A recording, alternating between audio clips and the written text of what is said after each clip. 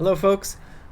I'm not trying to find Instagram followers because I don't even understand why people want Instagram followers, but I have an Instagram account.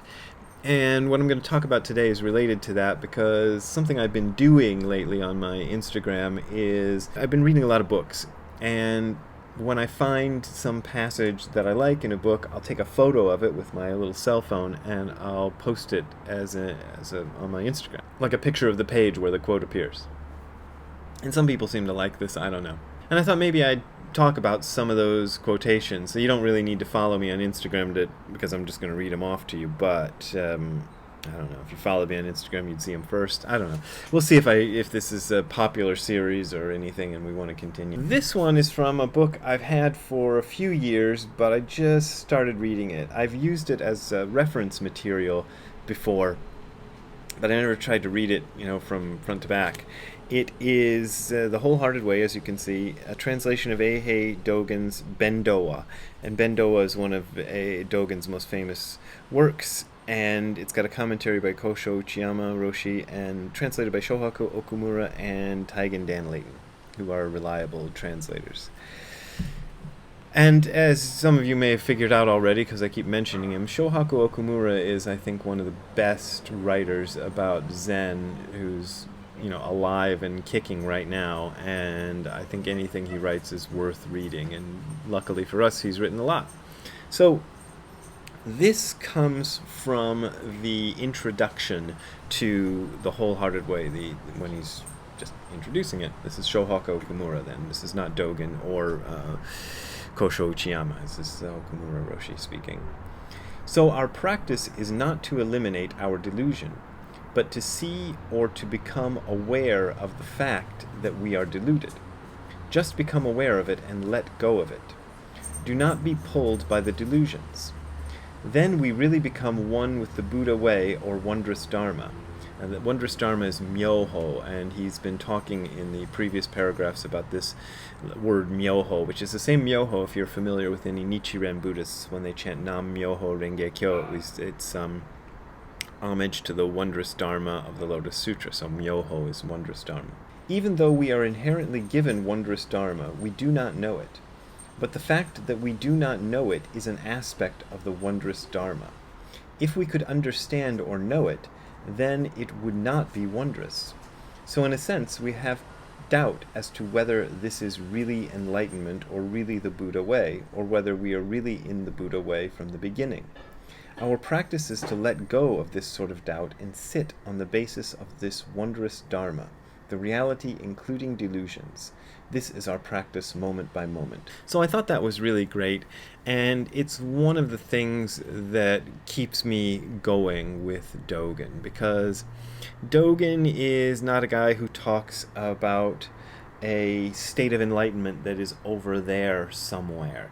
He's talking about real life in the here and now. Of course, he talks in this very flowery way, at least he writes in a very flowery way. We don't know how he talked because we don't have any recordings of it, but we know how he wrote. And it's very flowery, and it's full of allusions to literature that most of us haven't read, and concepts that a lot of us aren't familiar with, so it's difficult going. But this thing he talks about all the time is that there is a state of enlightenment, and that our delusions are included within that enlightenment. So it's not that hello Ziggy, that we are trying to get rid of delusion, throw it away, and go for enlightenment. Like Ziggy might throw away this ball that he has. He has this ball here. Let's see what happens if we throw it. No, he doesn't chase balls. Anyway, we're not trying to throw away our delusions like that and find enlightenment as a replacement for them. We are trying to find the enlightenment within our delusions. Now, the idea of enlightenment or nirvana or any of these things can seem a bit abstract because most of us don't have a kind of a personal experience of that, so we're kind of relying on the hearsay of others to believe it even exists. For example, when I first came across the word nirvana, and I can remember having a discussion with a friend of mine, Joe, when we were both like teenagers, early teenagers, and we were kind of starting to get interested in this, about that nirvana, I thought, was Buddhist heaven, because the only concept I had to relate it to was heaven in the Christian sense. So I thought that Buddhists called heaven nirvana. Well, that's not true, but I think a lot of us Western people get that idea. So we think of nirvana the way we think of heaven, which is as this abstract place that is far, far away that maybe you can get to when you die if you're lucky, but you're not going to experience it here and now. No way, because it's way, way the hell over there. Hell? Anyway, it's way, way over there. But Dogen looks at it another way. He looks at nirvana as being something that is part of the here and now, that is the vaster understanding of the here and now, that everything is nirvana, not the band, but everything is this whole, and delusion is included within that. So when people say you're inherently enlightened or you have original enlightenment, that can also be hard to accept. I don't know exactly why I accepted it. I think I accepted it because I met this guy, Tim McCarthy, who I've referenced a lot on this channel, who had more experience than me with this. He started very young in meditation, and he was about 10 years old. He's almost exactly 10 years older than me. And he'd been doing it for a long time by then, and he was committed to it. And I thought, well, here's this guy who doesn't seem crazy, seems relatable to me, seems smart, doesn't seem to be delusional or prone to wild fits of misunderstanding things, and he's done this practice for a long time, and it seems grounded. I'd met some other people, I'd hung out with the Hare Krishnas before I met Tim for, I don't know, a year or so, not constantly 365 days a year, but I'd been around them and going to little classes they had and reading their books and things, and I wasn't getting the right feeling from it. I enjoyed the food a lot. I enjoyed the iconography because I'd been exposed to that when I was a little kid in Kenya, that Hindu iconography, those pictures of the four-armed blue Vishnus and things like that. So I liked that part of it, and I wanted to delve into it, but there was something that was like, that doesn't work, that's still, kind of chasing after something else. And when I met Tim, I saw that this wasn't chasing after something else. This was an opportunity to look at this life and say, well, what is this? What is this happening right here? Because I don't know about whether nirvana and heaven exist, and I don't know whether hell exists. I don't know whether Jesus existed or did all the things he said. I couldn't be convinced by, the miracle stories of Jesus or any of that, because nobody knows what happened to JFK, and that was, 50 odd years ago, 60 years ago, I don't know, you do the math. But if we can't figure out what happened, just a few decades ago when there were photos and the Zapruder film and all that, how are we supposed to believe in something 2,000 years ago that the only evidence of it is a couple of books, and we don't know how often those books have been rewritten and changed. So that's not going to work for me. What I needed was something grounded in the here and now, and that's what this is. And I like the way Okumura Roshi puts it when he says that our practice is not to eliminate delusion, but to see or become aware of the fact that we are deluded and let go of it. So don't be pulled in by your own delusions. Don't believe the garbage your own head produces, or that the heads of other people produce, because most of what other people say is nonsense. So becoming aware of that, but not necessarily trying to replace it with something else, seemed like an interesting strategy, and that's what Zazen was about. You become aware of delusions, but you're not trying to replace your delusions with a kind of manufactured truth that somebody has given you, like another framework.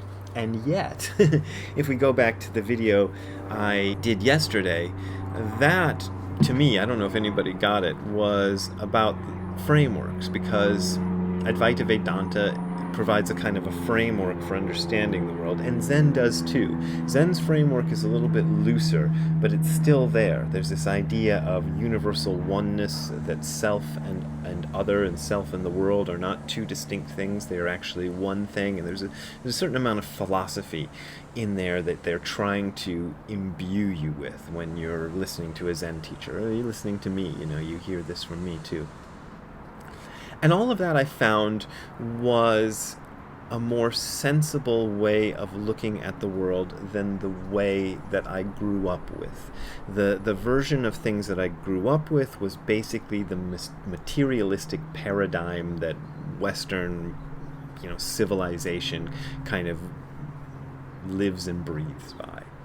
I didn't have a religion growing up. My family was completely irreligious. They weren't anti-religious. They weren't, a bunch of raging atheists or anything like that. But they just didn't go to church. They didn't care about religion. And yet I did, because I thought, well, there's something weird going on. This world is weird. That was one of the things that sort of struck me early on in life, that I can clearly remember even now, was the awesome weirdness of just being alive that other people seemed to miss. Other people were sort of content with, like, okay, it's just like this. And I was like going, well, what the hell is this? This is a, what? Why is this even here? I'm kind of walking around, why is this even here? Shouldn't it just be nothing? If you think about it scientifically, every bit of, science that I learned as a kid seemed to add up to the most logical thing for a universe to do is just be dead nothing forever, but it isn't. But there's live things in it, and there's me experiencing this universe. Like, real experience is happening, and I am that real experience, and I can feel, and I can see, and I can think, and I can have this life. Well, what the hell is that? That doesn't make any sense according to your paradigm of how things work. So I went searching for it, and when I found Zen, I found a way of formulating that and making some kind of sense out of it, but it was loose enough that it didn't try to pin me into a belief system. That's what I loved most about Zen, is it wasn't about having a belief system that you had to adhere to. It was more about, you sit and watch it happen, and then take your action based on what you find out that way, rather than kind of stuffing your head with ideas that come from old books and things. Although there are ideas from old books and things included within the Zen way of looking at things. So yeah, that's what I want to say about that quote from Shohaku Okumura. I guess that probably made no sense at all. But there you go. Maybe tomorrow I'll come up with a better quote and make more sense out of it. If you want to help me come up with better things to talk about tomorrow, there are links on your screen right now showing you where you can send a donation, and if you're not on YouTube, the links directly to my PayPal and Patreon are in the description section of the video. That is how I make my money. That is, most of my living comes from that, not from book royalties, not from speaking fees, but from you folks giving me donations, and I really appreciate that. And if you're having financial trouble, as I always say, don't send me a donation. I'm not desperate, but it is those of you who don't have financial trouble who are still sending me donations who are keeping me able to buy, I said dog food and ice cream last time. I don't know, dog food and ice cream again. See you later. Have a good time all the time. Bye.